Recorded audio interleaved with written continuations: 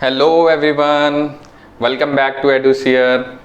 तो हमने पिछली वीडियो में मोशन पढ़ लिया था और रेस्ट पढ़ लिया था और उसके अलावा स्केलर क्वांटिटीज़ और वेक्टर क्वांटिटीज़ के बीच में डिफरेंसेस पढ़ लिए थे।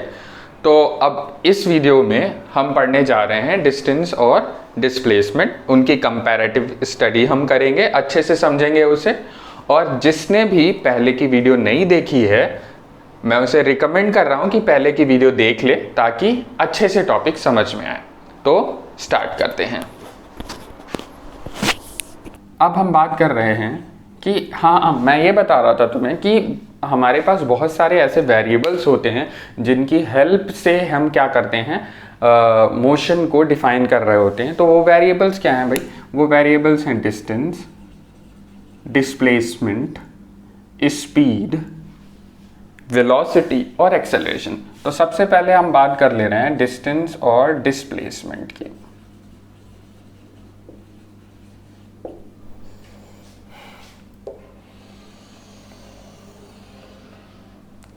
एक बात तो तुम्हें ये समझ में आ गई होगी कि डिस्टेंस और डिस्प्लेसमेंट की अगर बात की जा रही है तो डिस्टेंस एक स्केलर क्वांटिटी है, डिस्प्लेसमेंट एक वेक्टर क्वांटिटी है। लेकिन इसको कुछ एग्जाम्पल से हम समझने की कोशिश करते हैं, ठीक है। पहले देखो, जैसे ये एक प्लेस ए है, ये सिटी ए है मान लो, और ये सिटी बी है। थोड़ा और रियलिस्टिक बनाने के लिए इसे हम मान लेते हैं लखनऊ, और इसे मान लेते हैं हम कानपुर, ठीक है। अब किसी एक को लखनऊ से कानपुर जाना था, ठीक है। तो कई तरीके के पाथ हो सकते हैं। हो सकता है बंदा वैसे तो रास्ता ऐसे जा रहा था, लेकिन कोई प्रॉब्लम हो गई जिसकी वजह से ये रास्ते से नहीं जाना पड़ा, या किसी को पिकअप करना था तो जिसकी वजह से कुछ इस तरीके से गए, ठीक है। ऐसा भी हो सकता है कि कोई ऐसे करके गया हो, ठीक है। तो ये सब के सब पाथ हैं जिससे कानपुर पहुंचा जा सकता है। डिस्टेंस दरअसल लेंथ ऑफ द पाथ होती है। अगर आपने ये वाला पाथ जो एकदम स्ट्रेट था ये कवर किया है तो यही डिस्टेंस हो जाएगी।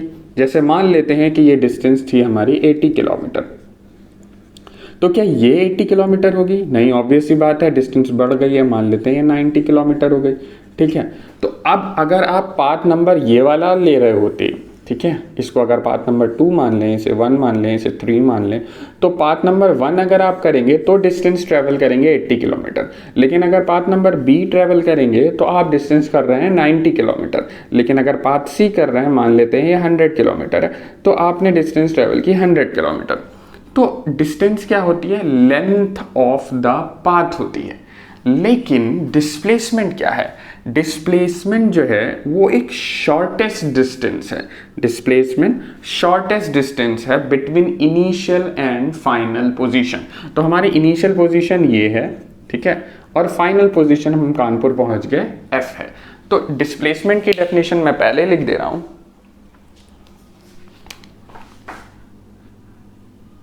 तो डिस्प्लेसमेंट क्या है? Displacement it is the shortest distance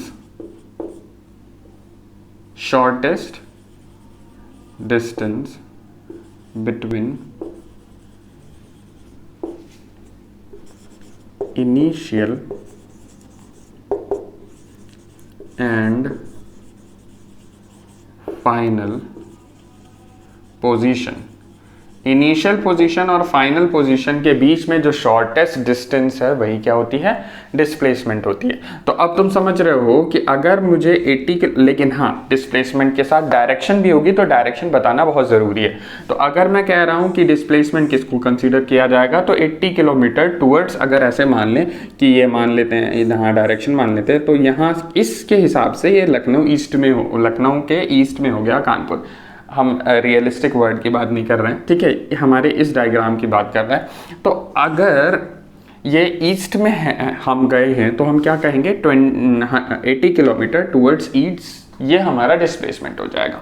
मेरे ख्याल से तुम्हें बात समझ में आ रही होगी। तो डिस्टेंस क्या हो गया, डिस्टेंस हो गया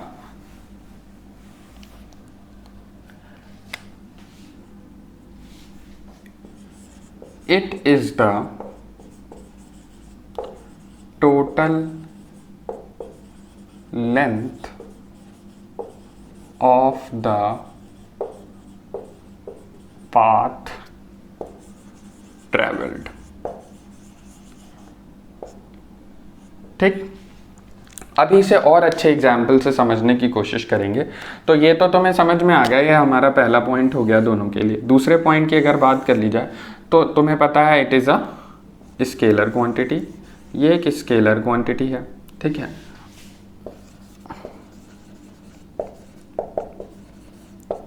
और ये एक वेक्टर क्वांटिटी है, डिस्प्लेसमेंट।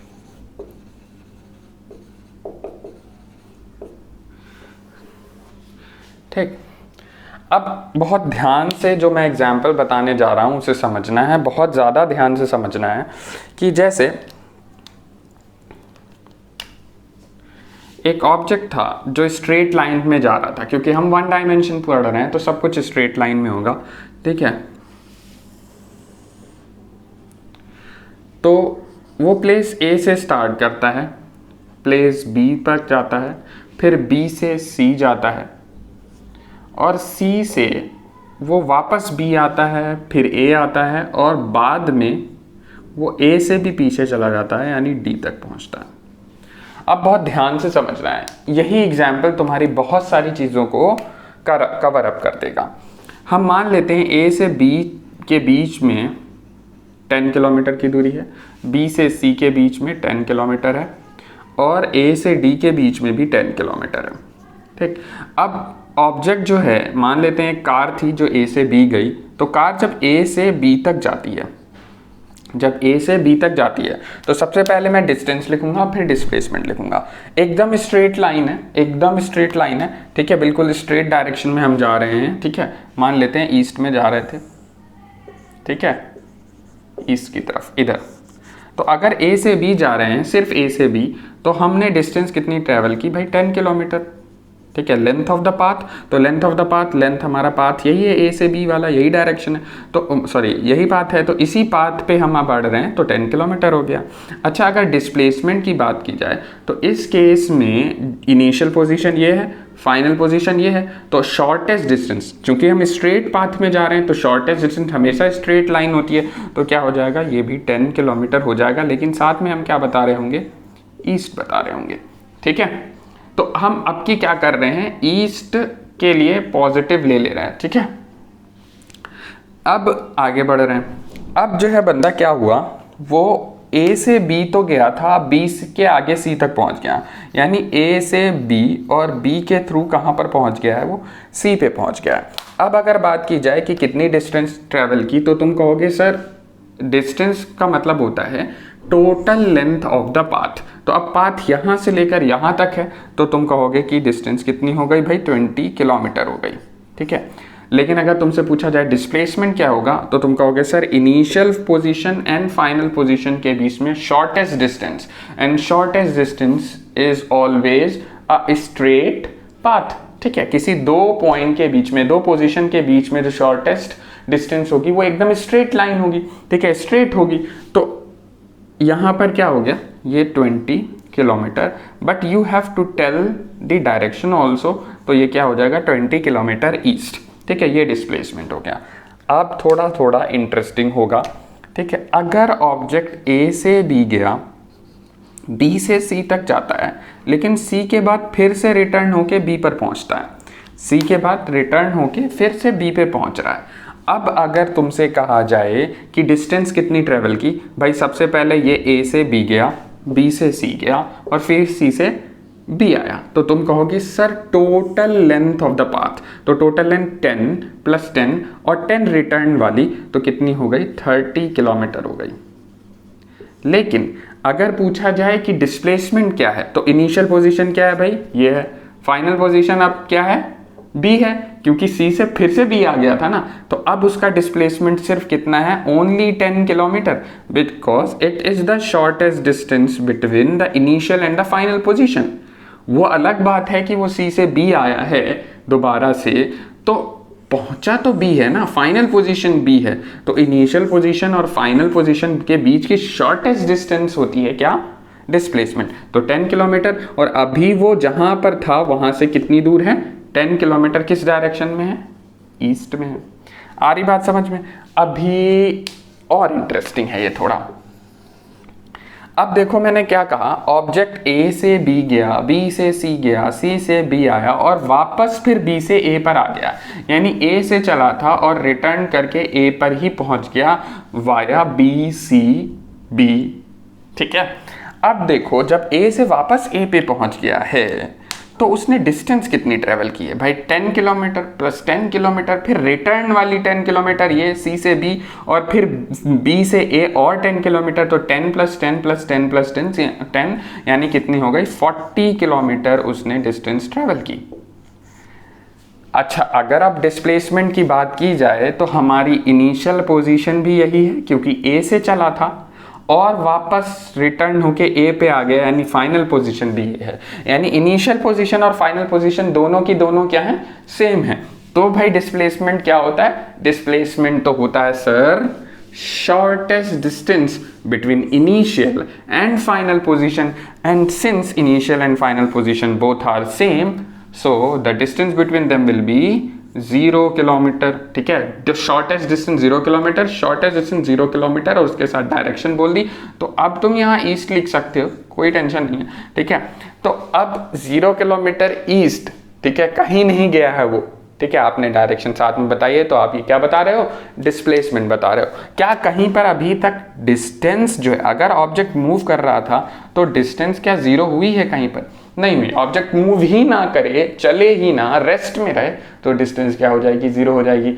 समझ में आ रही बात। अब इसको कंफ्यूजन करते हैं। अब ये बंदा जो है ए से डी पर पहुंच गया, यानी किसके थ्रू ए से डी गया है, मैं लिख देता हूं वरना कंफ्यूज हो जाओगे।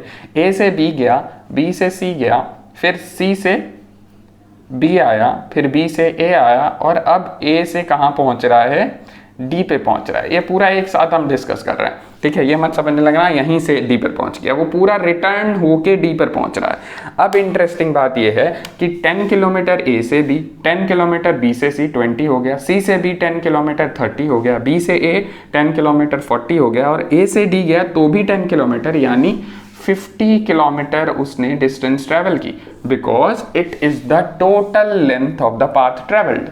लेकिन इंटरेस्टिंग बात क्या है कि अब इनिशियल पोजीशन ये है और फाइनल पोजीशन ये है। इनिशियल पोजीशन ये है, फाइनल पोजीशन ये है, और फाइनल पोजीशन अब की राइट में नहीं है, ईस्ट की तरफ नहीं है, किसकी तरफ है, वेस्ट की तरफ है। तो क्या हो जाएगा भाई हमारा डिस्प्लेसमेंट, या तो तुम लिखोगे -10 किलोमीटर ईस्ट, या तुम लिखोगे 10 किलोमीटर वेस्ट। ठीक, तो यहां से क्या समझ में आया, यहां से ये समझ में आया हमें कि जो डिस्टेंस है वो कभी भी नेगेटिव नहीं हो सकती, जीरो हो सकती है इन केस ऑब्जेक्ट मूव ही ना करे।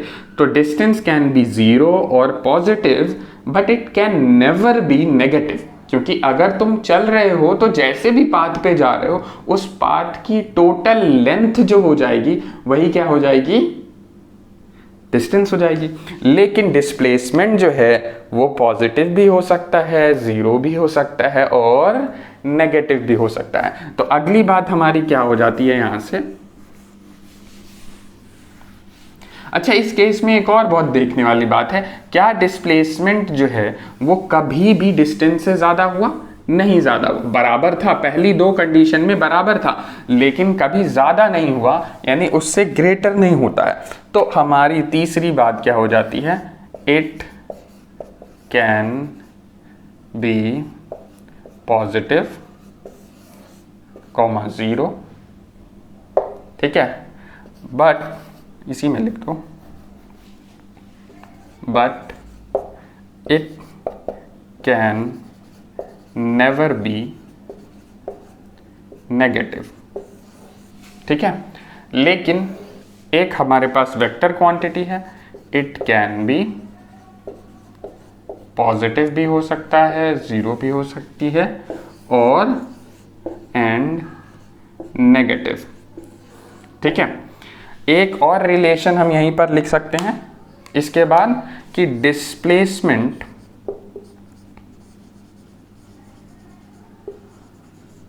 हमेशा डिस्टेंस से छोटा होगा या कुछ केसेस में बराबर होगा। अगर स्ट्रेट लाइन में जा रहे हो तो ज़्यादा से ज़्यादा डिस्प्लेसमेंट बराबर हो सकता है, लेकिन कभी भी डिस्टेंस से बड़ा नहीं हो सकता। आई होप तुम्हें ये समझ में आ गई होगी। ठीक है।